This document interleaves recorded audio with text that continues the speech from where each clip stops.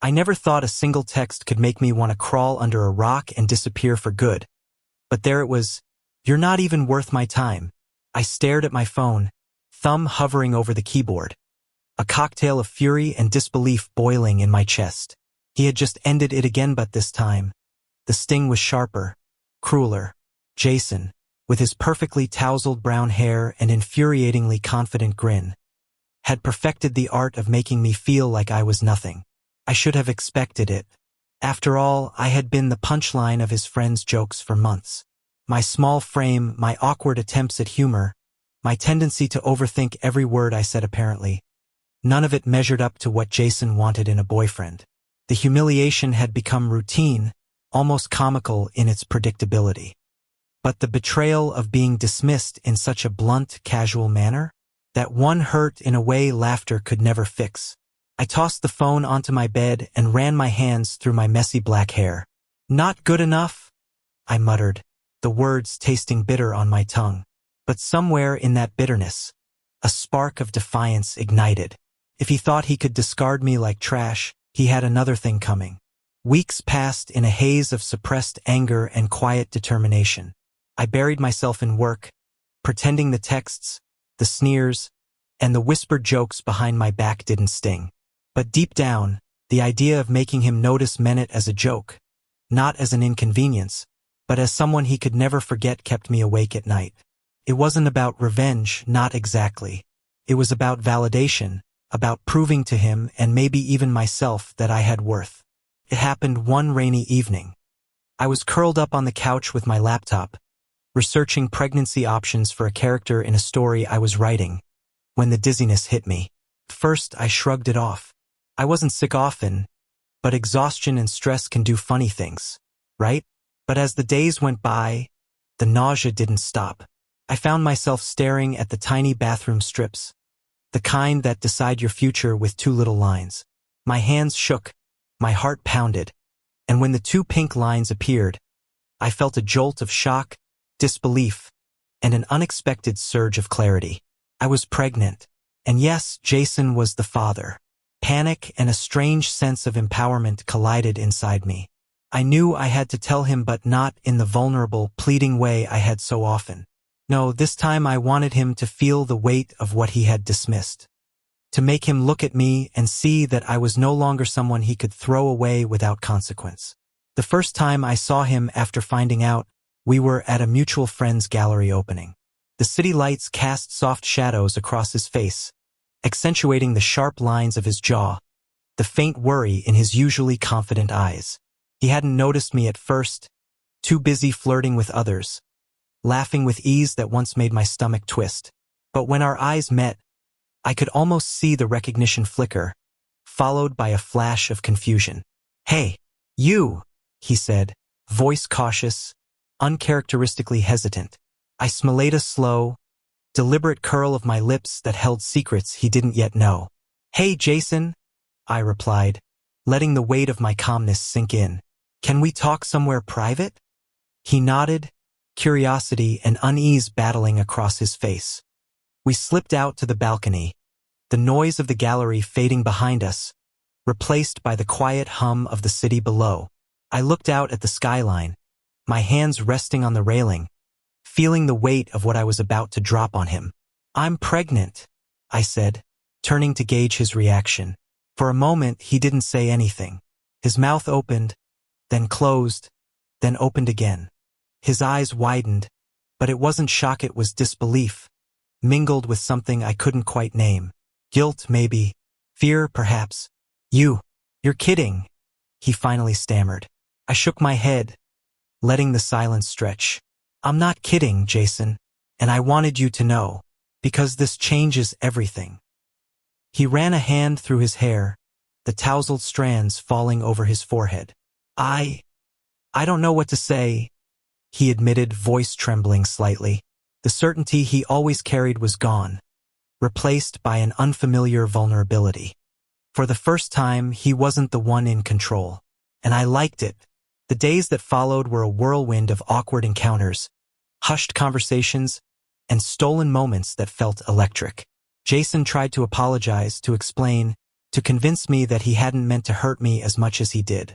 But the truth was, his charm and words couldn't erase the months of ridicule, the countless times I had felt like a punchline. I noticed him watching me in a new light, his gaze softer, tinged with worry, his hand brushing against mine just a little longer than necessary. I could see the internal struggle in him, the realization that he had underestimated me, that his cruelty had consequences. Every glance, every accidental touch, made my chest tighten and my heart race.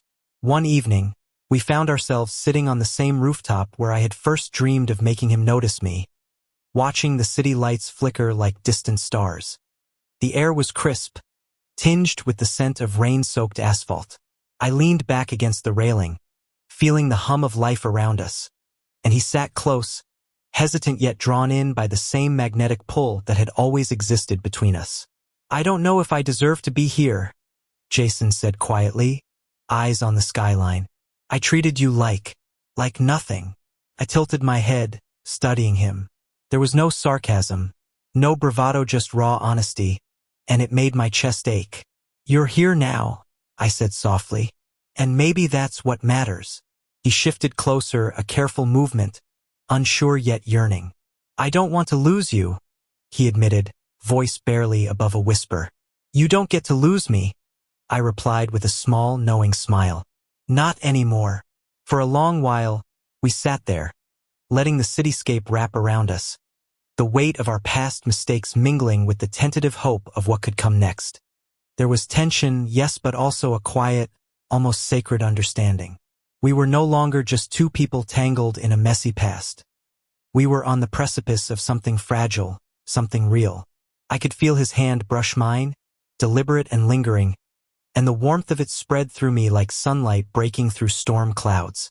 It was a promise, not in words, but in the unspoken language of hearts beating in sync. "Are you scared?" he asked suddenly, breaking the silence. I laughed softly, the sound light yet edged with truth. "Terrified," I admitted, "but maybe that's what makes it worth it." He smiled then, a real smile, shy but full of something I hadn't seen before: regret, hope, and a longing that mirrored my own. And in that moment, as the city lights shimmered below, I realized something profound. I didn't need him to beg for forgiveness, didn't need him to shower me with words. All I needed was this, the quiet acknowledgement of what had been lost and what could be reclaimed.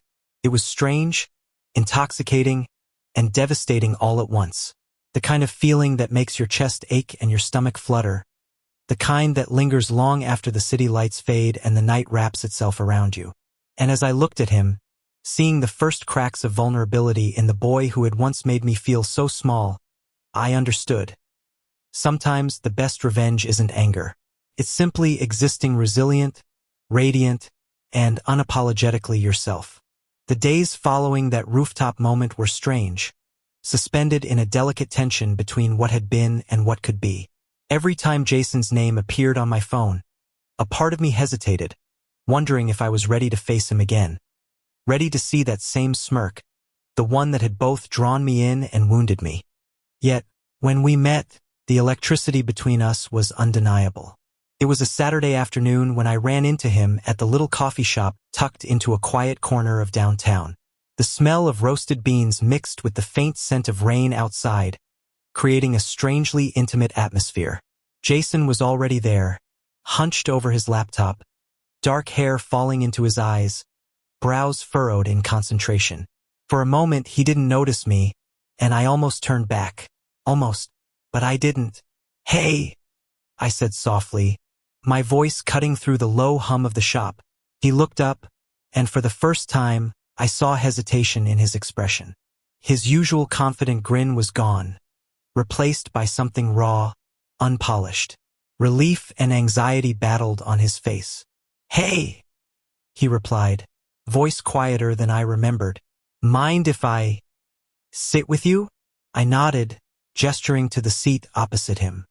Every movement felt deliberate, charged with the unspoken history between us. We ordered coffee, small talk flowing awkwardly at first. He asked about my work, my life, and I gave measured answers, careful not to reveal too much. But beneath the surface, The currents of our shared past swirled, pulling us closer with each glance and accidental touch. "You're handling this well," he said finally, after I'd laughed at a minor joke he'd made. There was awe in his voice, mingled with guilt. "I don't know how you managed to stay so calm." I shrugged, pretending nonchalance. "I guess I had no choice," I said lightly, though my chest tightened. "Some things you just have to face head-on." Jason looked at me, really looked, and for a moment the walls between us seemed to crumble. His eyes softened, searching mine for something: apology, forgiveness, understanding, perhaps all of it. I wasn't fair to you," he admitted quietly. "I treated you like a joke, like nothing. And now, I see I was wrong." I studied him, seeing the vulnerability etched across his face, the subtle tremor in his hands. For the first time, he wasn't in control, and it was both exhilarating and frightening. "It's too late for what was," I said, my voice steady. "But not too late for what could be." The words hung between us, fragile yet potent, like a promise dangling in midair. Jason reached out, hesitating for a heartbeat, before brushing a stray lock of hair from my forehead. The touch was tentative but electric, sending shivers down my spine. Over the next few weeks, we navigated a delicate dance of intimacy and caution. He wanted to make up for the past, yet I insisted on boundaries. I wasn't ready to let my guard down entirely, not after the months of ridicule, the whispers and jokes that had chipped away at my confidence. But I allowed him small inroads, small glimpses into my life, my thoughts, my fears. One evening, we found ourselves walking along the riverwalk, city lights reflecting in the water, painting the night in shimmering gold and silver. He fell into step beside me, the rhythm of our steps syncing in a way that felt almost preordained. "I've been thinking," he started, voice hesitant, about how I hurt you." I glanced at him, curious but guarded. "I want to be better," he continued. "Not just for me, not just because of this," he gestured vaguely, "but because I like you more than I should, maybe, but I do." My heart thumped, a mixture of joy, fear, and longing twisting inside me. "You can't just fix months of hurt with words," I said softly, trying to sound firm. "Actions matter more than anything else." He nodded, accepting the truth in my tone. "Then let me show you," he said, determination flickering in his eyes. "Let me prove that I can be someone you can rely on, someone who sees you for who you really are." I smiled faintly, the first genuine smile in weeks. "You have your work cut out for you," I teased, the corners of my mouth lifting. But inside, a small flame of hope had ignited. Time moved in strange, unhurried waves. The pregnancy progressed, bringing with it both anxiety and a strange, tender joy. Jason attended doctor's appointments with me, initially awkward, unsure of his role, but gradually finding a rhythm. Each visit was a lesson in patience, care, and humility for both of us.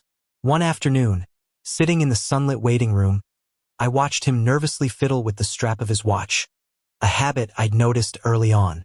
His eyes kept darting to the door, to me, to the nurse, searching for signs that he was doing this right. "You're good at this?" I said softly, surprising myself. He looked up, startled. "I am." "Yes," I said, a small smile tugging at my lips. "You're trying, and that's something."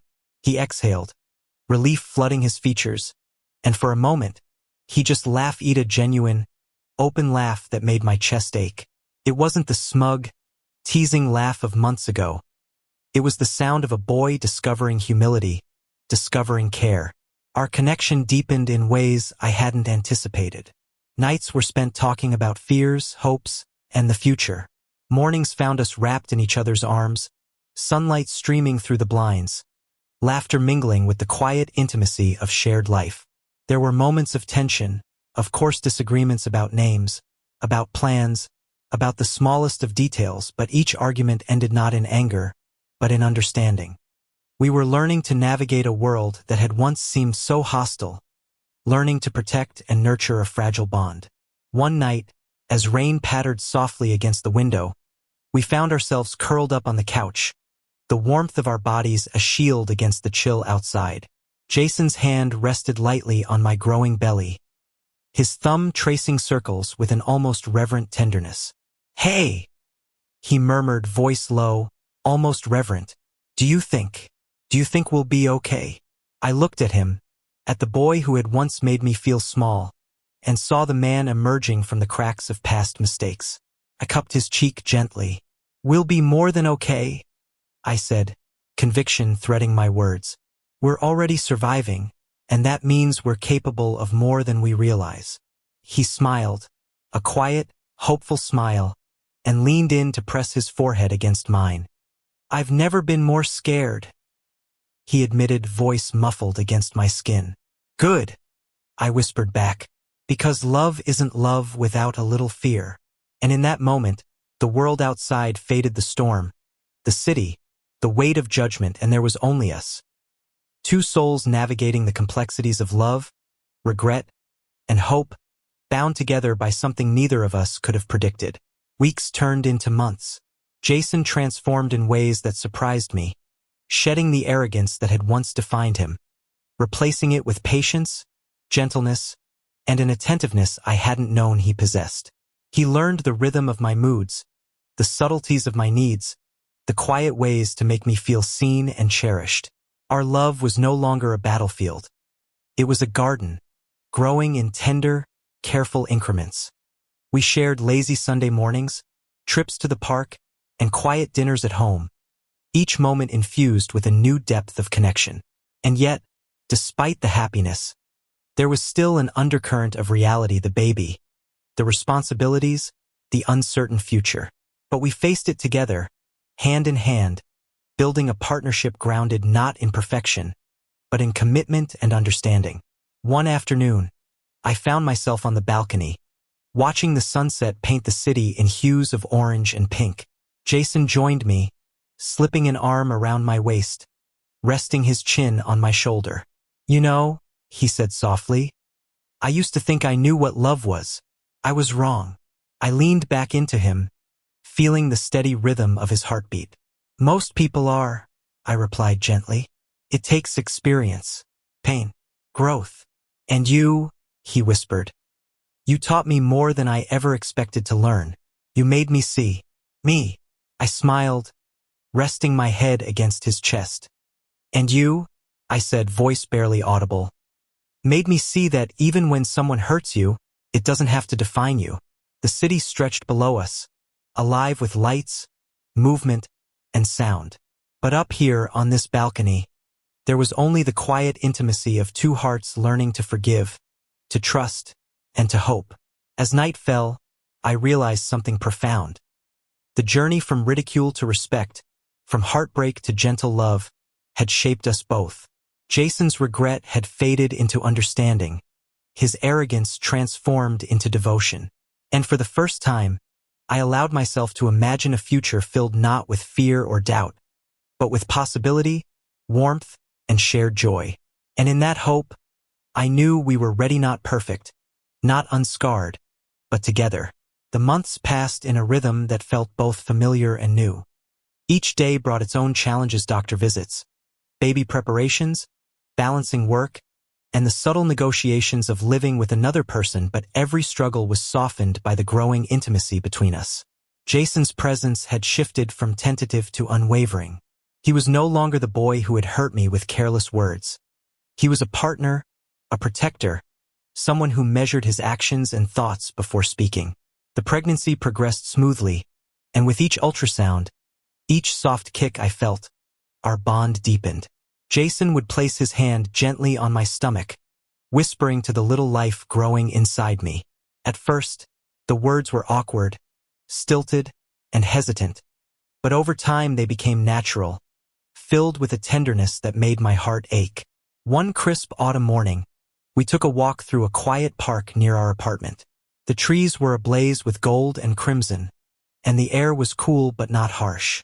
Jason held my hand, his fingers entwined with mine, and I realized that every touch, every glance, carried unspoken promises. "You know," he said softly, eyes following the dance of leaves on the wind. I used to think I had everything figured out. I thought I knew what love was. But this, all of it. You've taught me more than I could have imagined. I squeezed his hand, feeling a swell of warmth in my chest. We're learning together, I said. It's not perfect, and it's not easy, but it's ours. He smiled, a genuine, unguarded smile that made the corners of his eyes crinkle. I don't deserve you sometimes, he admitted quietly. You deserve the love we're building, I replied, resting my head briefly against his shoulder. And you're learning how to be the person you want to be for yourself and for me. The day of my due date arrived faster than I expected, though it carried with it no dramatic fanfare. It was just a Sunday morning, the city wrapped in soft light, the hum of life around us calm yet insistent. Jason had been nervously pacing the apartment for hours, checking and rechecking the hospital bag, muttering to himself about every detail. You're more anxious than I am, I teased, adjusting my position on the couch. My stomach had grown considerably, a visible testament to the little life that would soon join us. He froze mid-step, looking at me with wide eyes. I'm not anxious, he said, though the slight tremor in his voice betrayed him. I'm excited. I laughed, reaching out to ruffle his hair. Sure, Jason. Excited. When the contractions began, it was a whirlwind. The taxi ride to the hospital felt like a blur. The antiseptic scent of the maternity ward overwhelming, yet grounding. Jason held my hand through it all, whispering encouragement, offering cold compresses, and rubbing my back when the pain intensified. His usual teasing remarks were gone, replaced with a focused devotion that made me realize just how far we had both come. Hours passed. Exhaustion and anticipation mingled in a haze. And then, finally, a tiny, perfect wail that cut through the air and reached into my heart. Our baby? Jason breathed, leaning close, tears glistening in his eyes. Our little miracle. I reached out, and he gently placed our newborn in my arms. Warm, soft, and fragile. Our baby stared up at me with tiny, curious eyes. And in that instant, all the struggles, all the pain, all the ridicule and heartbreak we had endured melted away. What remained was pure, unfiltered love. Jason knelt beside me, hand resting over mine on the baby's back. I'm sorry, he whispered, voice trembling. For everything. For being careless. For hurting you. For not seeing you sooner. I smiled through my tears, pressing a gentle kiss to his cheek. It's okay, I said softly. You're here now. That's what matters. And in that moment, the weight of the past lifted. The journey from humiliation to hope, from heartbreak to gentle happiness, had reached its culmination. We had learned forgiveness, patience, and the power of love that refuses to give up. The days following the birth were a delicate balance of exhaustion and wonder. Jason took on tasks with surprising competence: diaper changes, late-night feedings, midnight walks around the apartment with a fussy baby in his arms. There were missteps, of course, but each mistake was met with laughter rather than frustration, a testament to how much we had grown together. One quiet evening, as we sat on the balcony with our newborn nestled between us, the city lights shimmering below, I marveled at how much had changed. The boy who had once ridiculed me was now the man who held our family together, tender, patient, and full of quiet strength. You know, Jason said, brushing a strand of hair from my forehead, I never imagined my life could feel like this, like home. It feels like home because we built it together, I replied, leaning against him. Because we chose each other, even when it was hard. He pressed a kiss to my temple, and I felt the warmth of his love radiate through me. I promise, he murmured. I'll never take you for granted again. And I promise, I said, smiling softly, to hold you accountable, to love you, and to face everything together. Our baby stirred, tiny fingers curling around Jason's, anchoring us in a moment of pure connection. We laughed quietly, sharing glances filled with mutual awe and affection. It was as if the universe had conspired to bring us to this point, broken hearts mended, scars transformed into strength, Love deepened by trials and perseverance. Months turned into seasons. The city outside our apartment changed summer heat, giving way to crisp autumn air, snow blanketing the streets in winter, and blossoms heralding spring, but our life together remained a constant, evolving in ways that were both subtle and profound. Jason's growth was remarkable. He had shed the arrogance and impatience that once defined him, replaced now with humility and understanding. He celebrated the small victories of parenthood with genuine joy, and he never ceased to remind me, in quiet moments, how much he appreciated the life we were building. I too had changed.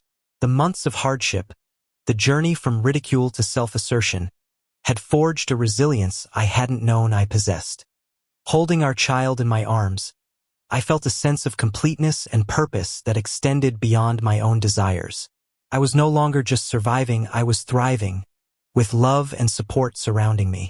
One afternoon, as the sun dipped low in the sky, we took a walk through the park where we had first shared tentative confessions. Our baby slept soundly in a stroller, wrapped in a soft blanket, and we walked hand in hand, hearts in sync.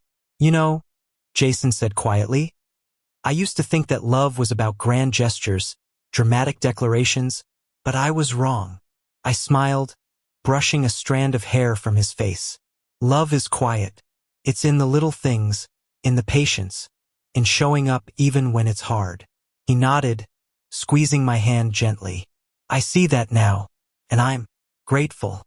Grateful that you didn't give up on me, on us." I leaned against him, feeling the warmth of his body and the steady beat of his heart. "We didn't give up," I whispered. "And that's why we're here." The city stretched around us, alive with movement, sound, and light. Yet in that moment, there was only USA family forged from trials, strengthened by love, and sustained by a commitment to each other. As night fell and stars began to shimmer above, Jason lifted our baby gently, holding them up to the sky. "Look," he said softly, "our little star." I laughed quietly, tears prickling at the corners of my eyes.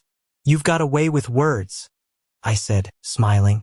"Only for you," he replied, pressing a kiss to my cheek. And in that kiss, I felt the full weight of our journey, the pain, the laughter, the mistakes, the growth, and the love that had carried us through it all. We had endured ridicule, heartbreak, and doubt. We had faced fear, uncertainty, and the challenges of new life. And yet, here we were, stronger, closer, and infinitely more aware of the value of love and the power of forgiveness. I rested my head against his shoulder, watching the city lights twinkle below. "I think we'll be okay," I said softly, though there was no hesitation in my voice this time. Jason tightened his arm around me, a quiet promise echoing in the press of his hand against mine. "More than okay," he said. "We'll be more than okay." And for the first time in a long while, I believed him. Our story, born from pain and ridicule, had transformed into something beautiful, tender, and enduring. It was a story of resilience, forgiveness, and the quiet, persistent power of love. And as we watched the city together, hearts entwined and our child sleeping peacefully between us, I knew with absolute certainty. We had found our happy ending, not the one we had imagined, but the one we had fought for, together. The wind stirred softly around the balcony, carrying with it the scent of rain-soaked streets and the promise of new beginnings. Jason pressed a gentle kiss to my forehead, and I felt the warmth of our shared life radiate through me, filling every corner of my heart. "Here's to us," he whispered, "to what we've survived, to what we've built, and to the life we're creating together." I smiled, tears glimmering in my eyes. "To us," I echoed, and in that quiet, perfect moment, surrounded by city lights and the soft night air, I knew that we had truly arrived, no longer defined by ridicule, fear, or regret, but by love, hope, and the unbreakable bond we had forged. For the first time, Jason looked at me not with judgment, not with dismissal, but with admiration, respect, and an unwavering love that filled the spaces where hurt and doubt once lived. And I, in turn, looked at him with forgiveness, understanding, and a deep, enduring affection that promised a lifetime of shared happiness. Our family was small, imperfect, and fragile, but it was ours. And in the gentle quiet of that night, I knew one thing for certain. We were home. Thank you for listening. If you find it interesting, please like and subscribe to follow the next stories.